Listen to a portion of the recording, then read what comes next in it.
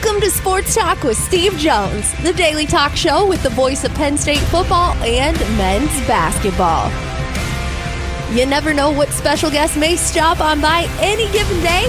Now here's the man of the hour, Mr. Steve Jones. Welcome. Great to have you with us after a big weekend. Media day came and went. There's usually not much that comes out of it except access. This is something that over the years when I needed it, for shows and things like that, it would just be a great way to get material, sound. We used to do the Nittany Lion update show and so forth early in the season. You'd need things like that. But there was never anything earth-shattering that came out of Media Day. Nothing earth-shattering came out of this. We all know that the two players are no longer enrolled in school, but they made that announcement before that ever started. So everybody got ahead of it, and that's it. That's it. It gives people an opportunity to do feature stories. Nick Dawkins had a lot of people around him. Nick's a great story. He's put himself in a position where he has an opportunity to fight his way to be a starter at center. We all know about his dad. And I did a quarterback club with Nick last year. We talked a lot about his dad, Daryl Dawkins, and the influence that he had on him. I know Daryl Dawkins passed away a few years ago, but he had a lot of influence on him. His mother's a gem. But a lot of influence. So that's the kind of story you're aiming at. Tony Rojas has a bigger role, so you're going to talk to him about the bigger role he has. You're going to talk to KJ Winston about where he fits in with the defense, and also Jalen Reed, Zakee Wheatley's received a lot of positive publicity. The defensive ends, a guy like Smith Vilbert who's back. So, there's stories like that that are out there. Plus, of course, you're going to talk to the quarterbacks, the running backs, so forth. An opportunity to talk to the assistant coaches and to get their perspective on what they saw in the offseason, what they saw in the first two practices. Since Media Day, they had a practice on Media Day, and the media was allowed to see the early part of it. Then they worked yesterday. They're going to work tonight. They're going to work tomorrow, and they're off Wednesday. And really getting that Saturday was the first day with pads. Yeah. Which now becomes, there's certain bellwethers. That was the temple. Well, in other words, you get to, to me it's, acclimation and installs. Pads, still with installs. And then the next one to me is always a big one, is the first blitz period. How well do you execute the blitzes, and how well do you pick the blitzes up, and how well does the offense work against the blitz period? That's, those are big bell, and then finally get to scrimmages where everything's on the table. So you get to maybe about, what's today, the 4th? Today's the 5th. The next 10 days will be days that will swing it one way or the other for certain players out there as to whether they're on the varsity group, the travel group, or the developmental group. So the next 10 days will tell that story. Yeah. Because now these are the days of separation that happen. And sometimes separation happens usually because of performance, but sometimes separation happens because of injury. But these are the days of separation coming up right now. Yeah. And that's the story for everybody across the country. Now, for the Florida States and the Georgia Techs of the world who play on week 0 in Ireland, they're deeper into that process. They're a week ahead, 2 weeks ahead. Right. They're 1 week ahead. Yeah. Because they are 19 days away from their opener. Penn State, conversely, is 26 days away from its opener. Without 2 days, the camps are longer now. Yeah. But as James pointed out, and and this is something I've talked about for years on this show, years, is that football needed to have a form of OTAs in the off season. They weren't allowed to. Yeah. Meanwhile, basketball was getting 4 to 8 hours a week with people. I realize that the NCAA, the cash cow for the NCAA now, the cash cow is the men's basketball tournament. Okay? It's not college football. They don't make the money. They don't run. Schools make their money on college football. The NCAA makes its money on the basketball tournament because they don't have control at all when it comes to the money made. Because the conferences make their own deals. Yeah. So they've always had leeway in the offseason to do things. In fact, for Penn State men's basketball, they will finally wrap up their summer work Thursday. That'll be the last day for them. They put in, 7 weeks or something like that to this point. They've been here all summer. Yeah. But it's been good. It's been really good. But football wasn't allowed to do that. I always found that to be absurd. Absurd. Well, now you're allowed to do OTAs. Yeah. And because of that, the players get a better feel for the coaches get a better feel for the players. It's just the right thing to do. They're already here to begin with. Yeah. I mean, they're not taking the summers off. They haven't taken the summers off forever. They've been, a lot of it's been over the years, workout, academics, workouts. Because, when you're seeing players graduate in 3.5 years, it's because of the summer sessions. That's where they're earning all the extra credits. That's how they earn credits to be able to go to professionals, to go to the NFLs. Like they're earning their credits over the summer being here to get themselves as far ahead as they can so that it helps them going forward in their professional lives. Micah Parsons graduated in 2.5 years. And how did he do that? Because he was going to summer sessions. And everybody does that. That's where they're able to bank their credits and do it without having a game at the end of the week. And that's been important. So when you're seeing graduation rates, credit not only what they do during the course of the season and the spring and so forth, but credit what they do during the summer session. They are students 12 months of the year. They are 12-month-a-year students. That's just what they are. And now we'll see how this whole thing plays out. Look, you want to have a program that has expectations. You don't want to be one of the down and out programs where, if like, hey, we got to 500. Like, okay. You don't want to be in that spot. Look, let's be honest. I've done Penn State basketball. This will be my 43rd season coming up doing Penn State basketball. There have been some really terrific seasons. There have been some seasons where it's just been a fight to the end. And, and it's been a program that has not usually had tremendous expectations. Now, I think the expectations for this level, for this team, should be raised. But, so I know what that's, so don't tell me what that's like. I know what it's like. Yeah. Okay? I know what it's like. Right? You'd much rather be in the spot of having expectations and then watching and seeing if it plays out.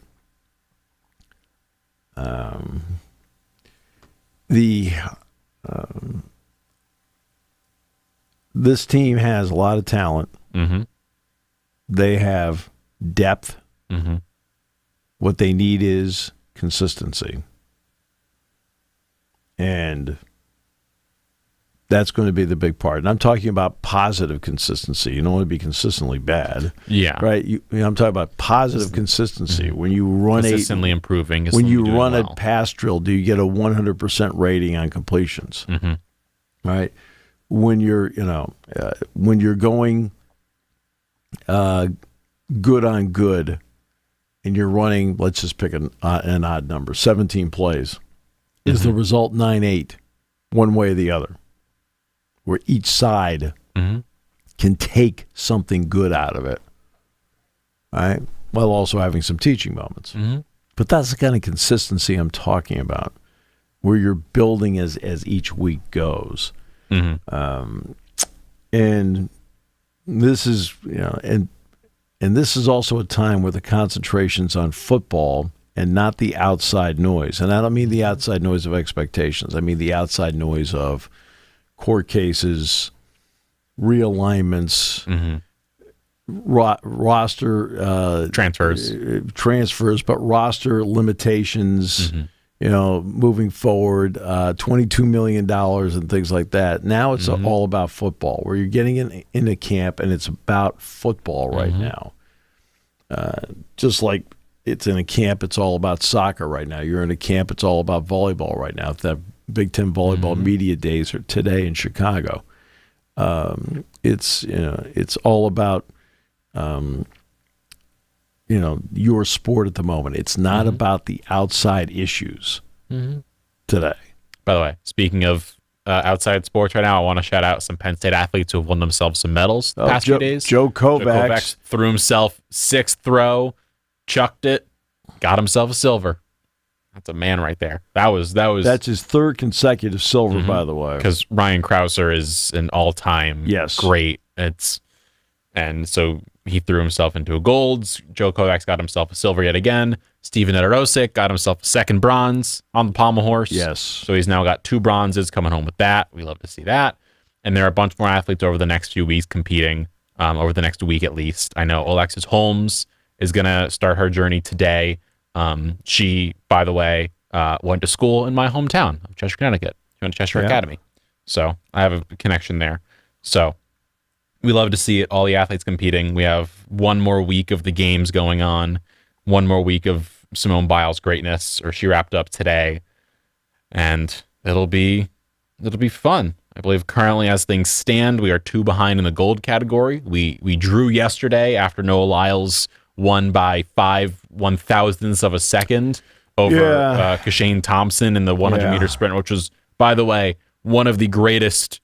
It's always one of the best events of the Olympics, the 100-meter sprint, but this was exceptional because every single person, I believe the slowest guy was Seville from Jamaica, ran 9.915. He was faster than Carl Lewis's 9.925, which was the world record when he set it. So everyone ran sub 10. This was everyone within 0.2 seconds of each other. It was incredible to watch. Yeah. No, I watched it yesterday. NBC's coverage of it was horrible. Yes. They've been criticized big time for their coverage. There have been a lot of events where there have been some muffs. It's happened a lot with gymnastics, and it's happened a lot with track. And the 100-meter sprint is where you should see the best coverage. That's where we always saw the best with Usain Bolt, where it was just great coverage. It was perfect. They flubbed it real hard. Because you're saying, well, how'd they flub it? Well, now, first of all, I watched it live, so it wasn't, and look, Lee Diffie is a very good announcer. All right. He's trying to do something in the moment, so I am not in any way criticizing the fact that he called the wrong guy winning it. Yeah. Okay? Not in any way, shape, or form. Okay? But it's over. You're waiting to see. And it should not be that you see the reaction of the athlete, and then that tells you that they won because they're seeing it on the video board in the stadium, and you're not seeing it at home. It's okay to do a split screen to show what's going on. Didn't do it. And then, okay, reaction shot. Why don't you put up the times? I mean, I finally left. I literally left because I went over to football practice. So I waited for like 5 minutes for them to put up the results because I wanted to see what the times were. I wanted to see if the other kid got the bronze medal. Yeah. It was just, I love Noah Lyles, but it was just 5 minutes Noah Lyles running around in circles. Right. And there was no we didn't see the finish. We didn't see anything else. Right. Saw nothing. And then, and I thought the curly kid got the bronze, and then he's wearing the American flag. So to me, that was telling me he won it, but they never said he won it. Yeah. Or earned it, because, win the bronze, you finish third, right? But, put up the standings. Yeah. We wanted to just know. Right. It was absurd what they did. And it's really, it's 2024. Stop getting clever. Clever doesn't work. Do the basics, then get clever. It's all about reaction shots. Oh, get the director out of there. Okay, seriously. That's the director's problem, not the producer. That's the director. Keep showing shots of what. Oh, please, enough. Show the results. We want to see the results, and we just want to see what happened. Like, that was the end of the day. That was pretty much what we wanted to see. We just wanted to see what had happened, because as soon as they said, and Jamaica takes it, it looked the entire time like Shane Thompson was ahead in the race, because I believe it was 2/3 of the way through the race, or 66 meters, Noah Lyles was last place. He was last, and he ran his keister off to get there. And so we don't discredit him. We don't discredit the broadcaster for thinking Jamaica had won. Right. Again, it should have just been show us. Like, I'm 99% sure that NBC is going to have a feed of the line. They're going to be able to get the visuals. They do it in basketball where they get the visuals, the replays. Like, I'm presuming they have the same things for racing and for all the track and field events, where they get all the visuals of the lines, because that's kind of what matters most. I know in NASCAR races, they get visuals of the line immediately. You can see who won. And this was one of those races where you needed to literally go millimeter by millimeter, and you could have seen who had won. And in the case of this race, where they were still, while they were checking the things, unsure if Kashane had actually won, they should have told listeners who did not know how they're determining who won, by the way. That was, I've seen enough sprints now to know it's your chest that matters. Yes. There was not one explanation of Noah Lyles got his chest out farther to win, because people are like, oh, but Thompson's foot crossed first. It's a fair assumption if you don't know what happens in a 100-meter sprint, but it's the chest. Explain that. Say they're checking to see whose chest crossed. Lyles may have gotten there to the line against Thompson. We think Thompson won, but Lyles may have just beaten him to the punch. And spoiler, he won by 5/1000ths of a second over Thompson, who, by the way, was 0.2 seconds ahead of Fred Curley in third, who was 0.1 second ahead of Simbine in fourth. They were neck and neck, everyone. It was a phenomenal race to watch. 0.12 seconds separated first and last. That is an unbelievable race. Every single racer was in. That's 8 guys. 8 guys. 8 guys, all neck and neck the entire time. Any one of them could have taken that race. Sublique Seville, the guy who lost, came in last place with 9.91. In the semifinal an hour prior, ran an 8.8. He would have had a shot at winning. Jimmy Hines. It's incredible. Jimmy Hines in the 68 Olympics won the gold in Mexico City, and I think ran 9.91. And that was at altitude. And that tells you how far things have advanced. When the guy that finishes last would have tied for the gold medal. I believe it was Carl Lewis in 88, I think. Was it? Carl Lewis in 88 ran a 9.92, which would have been the slowest time in this race. And the slowest time in this race would have won. Well, but 9.92. 9.92. That's the Ben Johnson who ran 9.79. Yeah. And then got disqualified. Well, Carl Lewis ran 9.92 in 1988.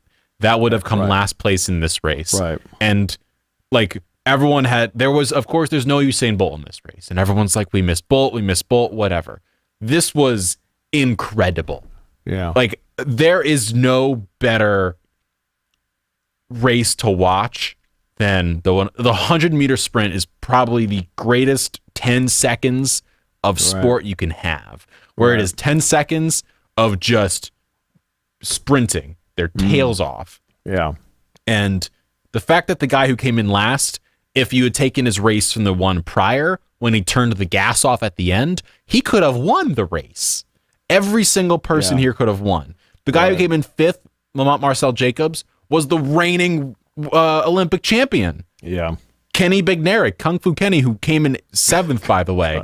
Kung Fu Kenny came in 7th. He had a shot at winning. He got, I believe, a bronze back in 2020. Like, any one of these guys could have won this race, and they were so close, and the coverage was so bad that everyone on social media was like, you've got to give us something. Okay. What's happening with the Olympics to this point, and I haven't seen a lot of it because I've been busy with other things. Okay, between baseball, football, basketball, we've got all three going on at once in terms of what my time happens to be. Plus, I'll freely admit I've gone out and played golf a couple times. Right, Jack and I went out with Ron Moeller and Jim Little. We played at Sunny Hannah on Wednesday, and I've got a charity golf tournament coming up on this Wednesday. So I haven't seen a lot of it. When I've watched it, they're trying to be clever, and it's not working. Okay, look, we've done television for decades now. It's obvious what works for the audience and what doesn't work. Now, there are certain, like, for example, you'll experiment with something in the UFL. Let's put a camera on the hat of the official. Okay? Well, no offense, but it's disorienting. Yeah. Okay? We're going to do a shot from ground level. No, just show us the top level. I just want to see the plays. Right? I mean, stop they're overthinking what they're doing, and they're not doing the basics because of it, and it's showing up in this Olympics. They are not doing a good job on something that should be second nature to them by now. I have watched a considerable amount of the Olympics this year. I loved watching in 2016 and in 2020 because that was the first time it was really streamed a little bit, and I got a lot of it in 2020, of course, as everyone else did, watching Tokyo. And remember, Los Angeles is going to be the big one. It's going to because be the whole thing is going to be live. Everything is going to be live because it's in the United States. Yes. And watching all of these sports has been incredible. The only sport I've really seen, so basketball has been great. I adore Noah and Dwayne. They've been incredible on the broadcasts.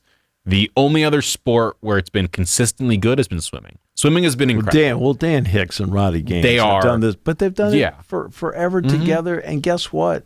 They're good at it. That's the thing. They have flat crushed out it. good at it. There is not a single day where it's not good. The swimming coverage. It's always incredible. The calls are great. Dan Hicks, it's just he's a pro. Dan Hicks is one of the truly underappreciated broadcasters of this era. And I say this because in an era where obviously football is king, so a Jim Nantz, a Joe Buck, an Al Michaels, everybody that does, this job, Kevin Burkhardt, right? They're all outstanding at what they do, and they're recognized for it. All right. Well, Dan Hicks does golf, and he does the Olympics, and he's really great at everything he does. Yeah. I mean, everything he does. Golf is stoic, staid, it's got its own pace. Swimming is a race. For somebody who has the ability to do both paces of dramatically different paced sports to do it as well as he does, he is top shelf. He is as good as they get. And so swimming has been incredible. For whatever reason, the crew who does, and I don't know the names of them, and I apologize. The crew who does a lot of the world championships from 2023 and does a lot of the different races in the U.S., they have always been incredible at the different races they do. I don't know if this group has been different or not, but it just hasn't felt like there's been a lot of weird. There's been a lot of weird and a lot of focusing in on the star, and they're not talking about, but of like, course there is. Okay. no, I know. May I for 1 second? Please. So I know that like we need to hype up the stars, but for whatever, like a couple examples. I was watching. I think it was the 800 was on the qualifying heats were on prior to the 100-meter sprints. They were kind of going side by side with that, and then with I think pole vaulting, or high jump, or one of them. The same time those were going on, the 800-meter was going, and they were discussing like one person the entire time, talking about this one person. I forget who it was. And the entire time, everyone else was battling around them. And I was like, I want to talk about those battles of like who's in second, who's in third. All of a sudden, fifth place comes up sprinting, and they're not in first, and they haven't mentioned it once. And I'm watching that, and I'm like, okay, what's going on here? Can we discuss that? And then also the 100-meter. That race starts off. Noah Lyles is in last place because Shane Thompson is in the first. You can see that off the jump. It's Thompson and Curley off the bat are going first, second. And they're going the entire way. But as you get to the middle of the race, you can see Lyles just flies. And you can see it. And at home, I'm like, oh my God, Lyles might do it. Lyles might do it. They didn't mention him once until they announced he won. I know. It was the entire time I was like, they should bring up the fact that Lyles flew at the end and caught everyone up. Like, that is a headline, is like, that dude flew. Did he get it? He might have gotten it. Thompson's the star, but like, did Lyles outdo him? Right. Give me something. I will point this out. You do announce a heat differently than you do a final. Yes. Okay. So I'll point that out about the 800-meter heat. You do announce a heat different because it's just who gets through.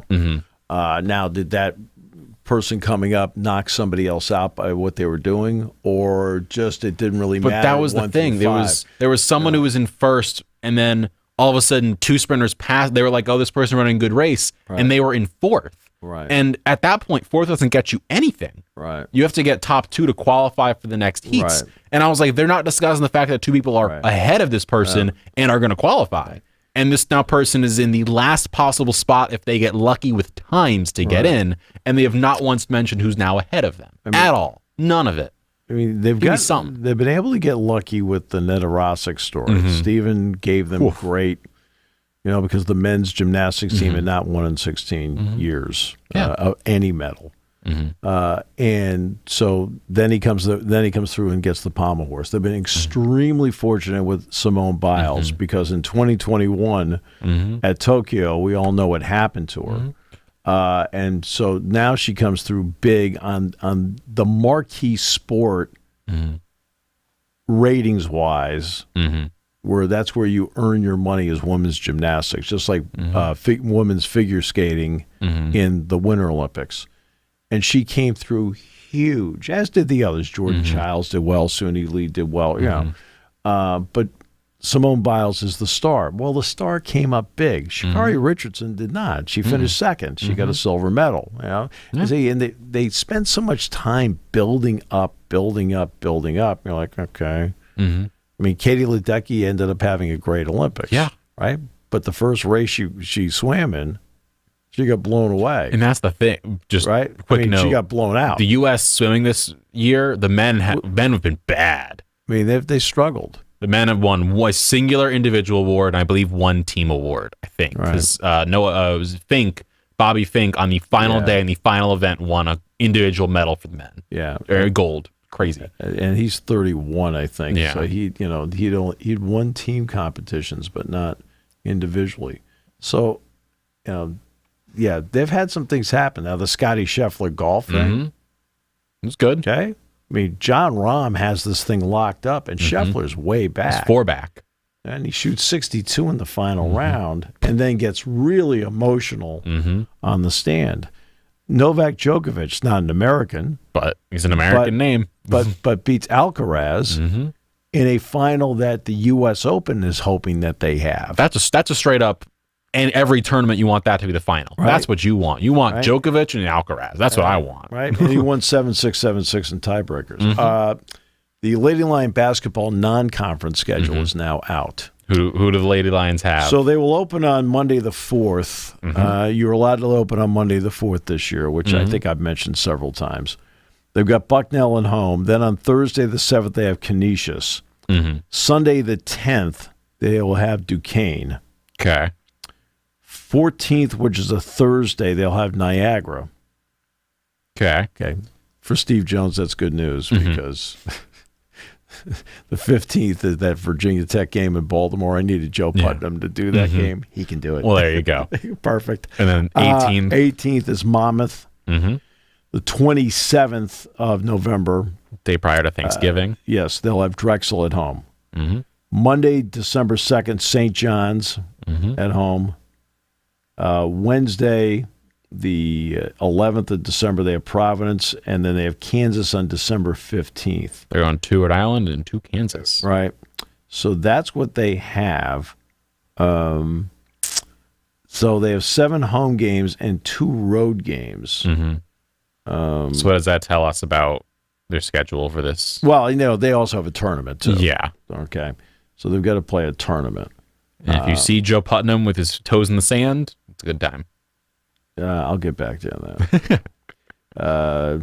Where is their tournament? Is they were in Orlando. the Bahamas last year? Yeah, they're going to Orlando. Okay, Jack's called me 3 times here. So it's like okay. Yeah. Okay. Come on, Jack. I'll call him when the show's over. So they'll be going to Orlando. Is that they're going to play Christmas, New Year's time? No, that's right around Thanksgiving. Thanksgiving. Okay, I always know it's one of the holidays there. It's around then, so I'm guessing it'll probably be the week prior to the 20. It'll be the 19th through 26th. Is kind of my guess. I don't know what time frame that is because the men are going to Daytona on Monday the 25th and Tuesday the 26th. That I do know. Now, hopefully, this is an indicator that tomorrow they release the men's schedule. We would love to see schedules. I love a good schedule. Okay. Big Ten volleyball TV thing released. When will we get? When should fans expect to find out full schedules? Because that is always a question I get, and I'm always like, honestly, I don't have an idea. I don't know. I feel like they're always like some people announce them super early, some announce them super late. For the last, it used to be that in August they would release the full schedule because at that point they have TV set. Yeah, it's all about whether TV is set or not. Okay. Last year they didn't announce it until like the first week of September. Now I don't know. With the new schools in there, if they're taking their time, how much more it's complicated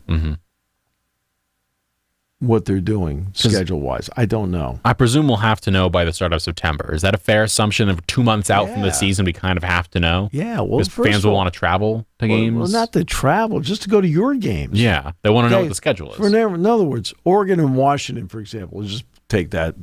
Okay, we know they're coming here. When? Right? I mean, you have to be able to sell tickets to games. So when are you playing? When? For the Lady Lions, they've got Oregon, they've got Washington, they've got Ohio State, Iowa, Indiana, Purdue. Like, when are these teams coming here? You can't sit there and sell tickets for points unknown. People have to be able to make plans. Oh, great. Now, how many Saturday games, for example, does Penn State have? Or in the women's basketball case, how many Sunday games do they have at home? Yeah. Which, by the way, are bigger sellers than during the week. Okay, what's the Palestra game? Yeah. Okay, and what's the date of it? I think I pretty much know what the date of it is, but it's not confirmed to the public. But who is it? Okay, that's the. I've said this a 1,000 times. I'll say it 1,001. Scheduling's not easy because there are a lot of parts that you have to come into play. Of course. Okay. But on a scale of 1 to 10, the Manhattan Project's 10. Scheduling's 1. Yeah. Don't overthink it. Don't just get it done. Yeah. People need to know. Why is it that an NBA schedule is out and people know what date, time they're playing and the whole thing? I know it's 30 teams. The Premier League schedule gets announced before the season ends. They announce it like before the season ends. They as soon as it ends, they announce the schedule. It is there for all of us to see immediately after the season. I can tell you right now. It's done. Okay. I can tell you right now, I'm planning on going to the Patriots Day game next spring at Fenway Park because it is in conjunction with the 250th anniversary of the first Battle of Lexington and Concord. Right? And I was at the 200th. My mother is, my late mother is a graduate of Lexington High School. So we went all the time when we were kids. My godmother, her home literally is 4 houses off the green where the battle took place. Okay, so in our family, it's always been kind of like those fun, big deal things. Well, I want to go to the baseball game. Yeah. Well, I can already tell you today that the opponent for that day, there's no time for it, is the Chicago White Sox. Now, what do I know now? Right? And I can't be told what the Big Ten basketball schedule is. The NFL announced their schedule 3.5 months out. Their schedule announcement is May 15th. Okay, but they know 4 months ahead of the season. The opener's 3 months away. Yeah. 3 months away. I know who's playing on Patriots Day next year because I was sent the schedule 3 weeks ago. It doesn't say what the time is. It's going to be 11 a.m. We already know that's always at 11 a.m. It always is an 11 a.m. game. But I already know who the opponent is, right? 10 months before the game's played. We're 3 months away from the start of the basketball season, and nobody has any dates as to when people are playing. I mean, that is getting to be a level of absurdity that's not fair to the fans. You got to be fair to the fans, and you got to be able to put it in. Stop with all the strategic, we're going to do this, that, and the other thing. You got to be able to get it out there so people can sell tickets. We know some of the challenge games, like the SC ACC challenge games are announced. Those dates are out, and those are everywhere. Right. Some of the tournament games are out. Like I'm looking at Syracuse's schedule right now, and they've announced they're playing Colgate, who they always kind of do. It's them or Cornell, and they always check those games, and they announce those early. We know they're playing Clarion early. They're going to the Barclays Center around before Thanksgiving. Right. And then Cornell, and then the SEC ACC Challenge against Tennessee on the 3rd. And then the Gotham Classic, they're playing before Christmas. And then they have a game afterwards against Bucknell in Syracuse. Like, those games are all announced. Cool. Well, part of this is getting signed contracts. Yes. Okay? And that's what this comes down to, because Jimmy Martelli's been the one working on this. And, anytime, and I haven't really talked to Jimmy about scheduling maybe in maybe a month. It's been a minute. Maybe a month. And I've seen Jimmy almost every day for the past month. So, I think I'm not going to bother bringing it up. I mean, he's got enough to do. But every time we brought it up, he says, I'm still waiting for a signed contract on this, still waiting for a signed contract on that. It's like, okay. All right. And I got it. So, I mean, that's part of it. Because there's a lot of little trading that goes along here, and and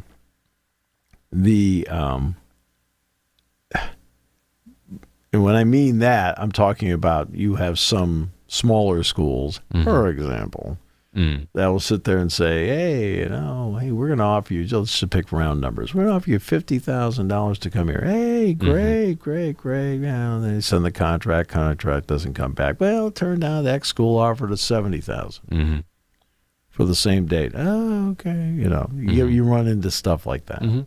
I would love it if they announced, because they give us the teams that are playing. They give us, we have the schedule, for football, of who is playing who in terms of home and aways and all those things. Oh, we have that for basketball. Yeah, we have that for basketball. I would love if they gave us the schedule for the Big Ten basketball season. Is there a way they could get that part done first and announce that? Say, here's your Big Ten schedule, and we'll give you the games that are happening prior. To be honest with you, they should be able to, and here's the reason why. Almost every team in the Big Ten blocks out a week to 10 days in December for the 2 games you're playing. Yeah. Okay.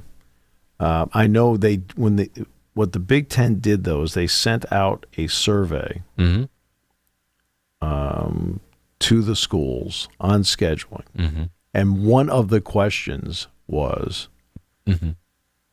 because they have never scheduled 2 road games in December for anybody.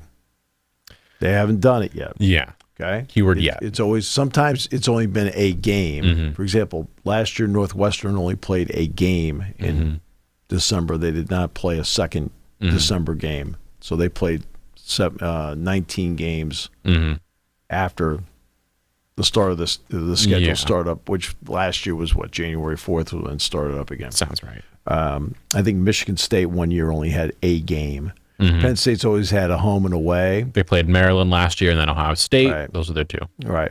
And so they played those games. And the game was at Maryland and Ohio State was here. Mm-hmm. So, but they did ask if you were willing to play the West Coast games in December. Well, no, you're going to play them back-to-back anyway. But back-to-back back-to-back in December. Mm-hmm. Penn State actually said yes. Yeah. Just so you know, Penn State actually said, yeah, we're fine with that. Sure. It's interesting. Now, that doesn't mean they're going to do it because I think for travel,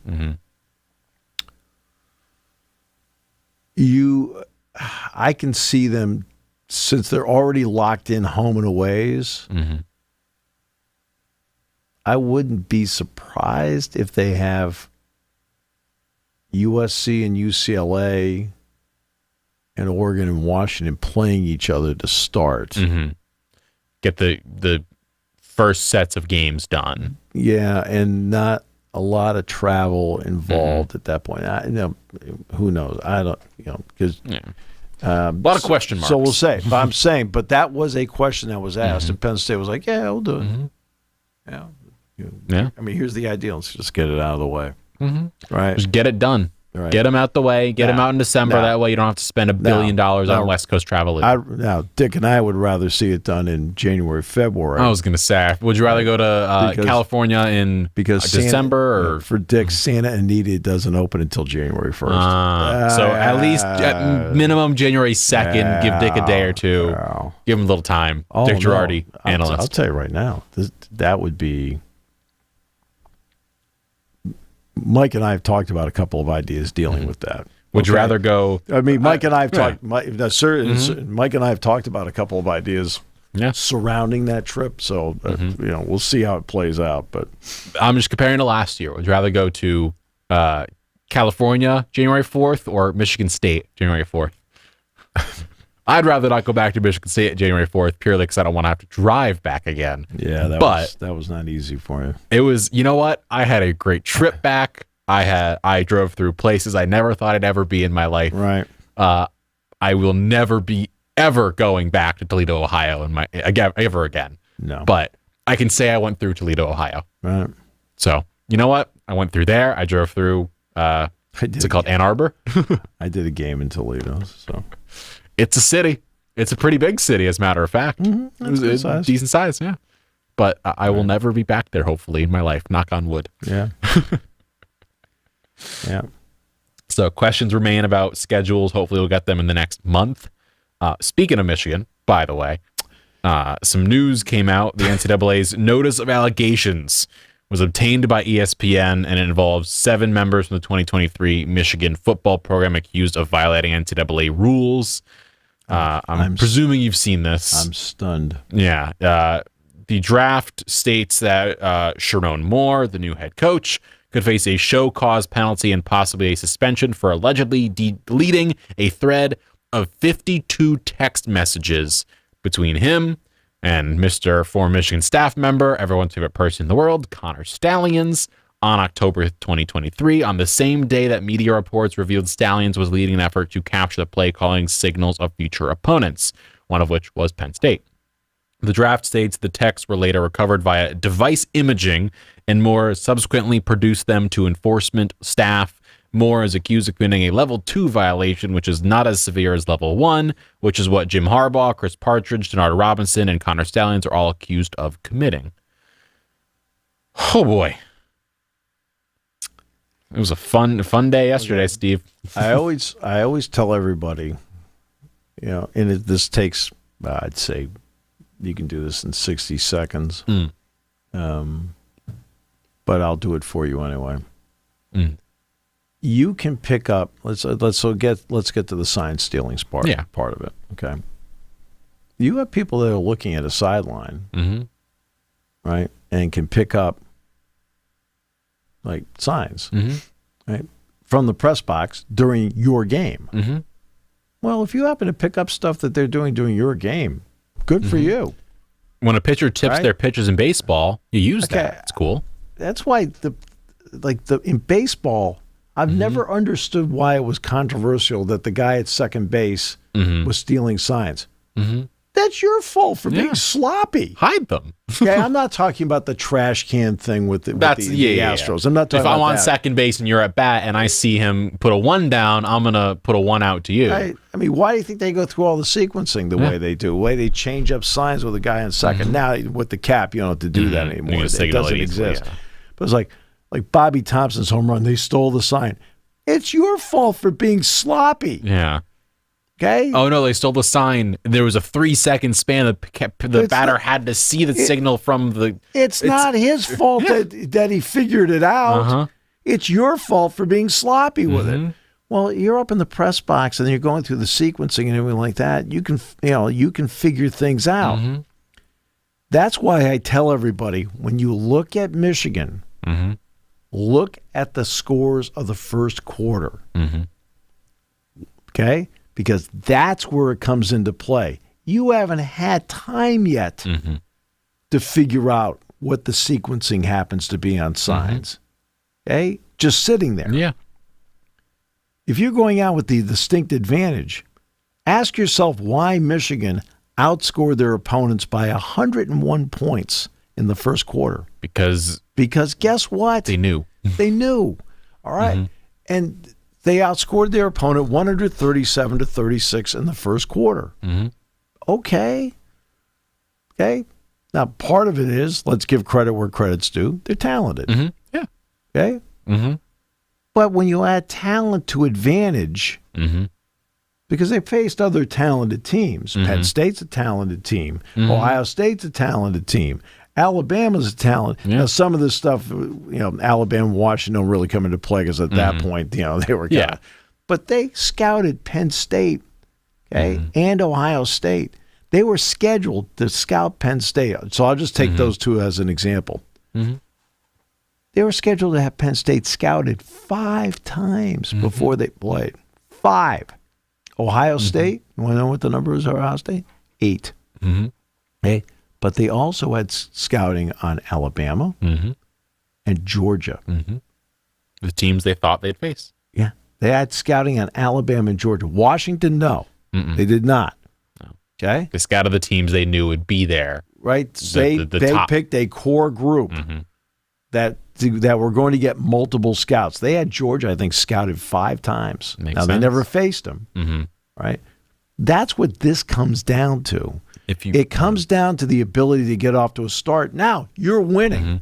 Okay, you're winning, which now means that the opposition now has to then do things because you play differently from behind as you do with the lead. If you start a game up 14-zip, it is tough to come back. Sure it is. And that's just what it is. Like if you are a talent versus talent level, it's an even playing field. Penn State versus Michigan talent-wise could be a 50-50, let's say. I don't know. I'm not taking into account last year. I'm saying in general. A Penn State-Michigan game could be a coin toss of a game. Someone has a bad game, goes one way, another game, great, whatever, cool. Right. Yeah. But if Michigan comes out up 14, Penn State then has to, as you were saying, try and push for points, and they're going to have to score immediately and make it some sort of almost a shootout, which is what you see a lot of time happen. If a team gets up big, the other team starts doing things they don't want to do, but they have to do. And so if you're making Drew Aller throw the ball 80 yards downfield every play, at some point that's going to come back to bite you. And that's what happens. You got 14-0 every single game. What do Dick Girardi and I talk about in basketball all the time as to one of the keys? We say it in the pregame show. on a consistent basis. Play with the lead. Mm-hmm. Easier to play with the lead than it is to play behind. Sorry, that's just the way it is. It's Noah Lyles won his race coming from behind yesterday. That doesn't happen very often. No. Okay? I mean, guess what? Normally you get to the lead, you keep the lead. People are chasing you. Shane Thompson kept the lead and held the lead. You barely lost it. You had the advantage all the way through. Mm-hmm. And the I don't know. Look, I think that's one of the simple ways to look at what Michigan has done. But it's the easiest way to explain it. It does't mean they don't go 15-0 just playing on their own, because they obviously were very talented, well-coached. They're well-coached. Let's they're not a heck of a team. Okay. I mean, you look at their defense, the number of missed tackles they had last year was low. It's one thing to know what the play might be and what the alignment is. It's another thing, like, to get yourself in a position and make the tackle and guess what? Not have the tackle broken. So you got to be good enough to back it up. So let's just, their offensive line was good. Their running back was a good college running back. I know everybody thinks he's going to be a great pro running back. He won't be. Well, he won't be. No, I know. We discussed it. He'll be a decent NFL running back, but he's not going to be okay. But going past that, they have good talent everywhere. They had good everything. But when you play from in front, literally for how long is a college football game? Refresh my memory. The what? College football games, how long are they? 3 hours and 12 minutes. So for 3 hours and 12 minutes, if you are playing that entire time with a lead, you start the game with 7 points extra. Right. It's tough. Tiger Woods, if he started every tournament when he was the greatest player in golf with 2 strokes ahead, he was net -2 going into every single tournament, I don't think he would have ever lost. Right. When you are a great team and you already have the lead, it's almost impossible to get relinquished. It is difficult to come back. Tiger Woods won 15 majors. What did all 15 have in common? He had the lead after the third round in all 15 of them. He never came from behind. Yeah. There was a 16th major where he had the league. It was the PGA, and Y.E. Yang caught him and passed him. Yeah. Right. So, he's just a front runner. No, it's a 4-round tournament. What you do in rounds 1, 2, and 3 count. Yeah. Okay. Guess what? They count. John Rahm. How do you get to 20 under? He shot 20 under in the 4th round? No. Like John Rahm, you said he played well. He played well in the final round, but Scotty. No, he did not. He didn't. He the wheels came off the wagon on the back. On the back 9. Okay. Rahm shot 39. Okay. Not great. On a course where people are scoring, he shot 39. Scheffler shot. Now, what Scheffler shot was remarkable. He shot 29. But again, he had to go for it. Right. For 3.5 rounds, Rahm was the guy. Played the lights out. Right. He and Hideki Matsuyama. And Matsuyama ended up winning. In fact, that's the part about Rahm. He didn't even medal. Matsuyama ended up at least with a bronze. Yeah. So the point is, if let's say he were to go completely even, he'd go par for the rest of the match, and Scheffler is behind. He's got to possibly take more difficult shots to get himself in a position to come back, and he's got to make those even more stressful putts and those even more stressful chips and all these things. And one slip up, and it's all over. Right. It's tough to lose when you're ahead by 2 scores. Yeah, and that's what Michigan did. Yeah. Look, you outscore the opponent by 101 in the first quarter. Now, that's talent, that's coaching, but that's also shows an advantage. And like, wow, some of those games were against like UNLV, East Carolina, so on and so forth. Well, you know what? Not really, because I think those 3 games, which I think they led 7-0 at the end of the first quarter in 2 of them, and maybe were 7-7 in the first quarter of the third. Yeah. So it was no big advantage in those 3 games. It's in the other games. It's ones where it should be competitive. It's not. Okay, look, they're not sending people to UNLV. Mm-mm. They're not sending people down to East Carolina. Yeah. Okay, they're not doing that. Nope. Okay, because they're not good. They're not in the same realm as Michigan, right? Well, in those games, Michigan kind of got off the slow starts. It was when suddenly we were playing Michigan State. Well, how many times? Well, at the end of the first quarter, it's 14-0. And again, they're dominating the whole game. Well, you think maybe they were scouted? Yep, sure were. They're on the list. Oh, boy. See what I'm talking about? No, I know. It's not just like, well, they probably did that in the non-con. No, they did not do that in the non-con. In the first quarter, they were rather nondescript because I went through and looked at the games. But boy, when they hit the conference season, now suddenly out of nowhere, 10-0, 14-0. It's like, oh, okay. And if more happens in the college football space, we'll, of course, discuss that tomorrow, as we will with Olympic coverage here on Sports Talk with Steve Jones. Thank you for listening to Sports Talk with Steve Jones, a 7 Mountain Media production. Come back at 11 every weekday for analysis of the latest happening in the sports landscape. From college football to European soccer, Steve and Kyle cover it all on Sports Talk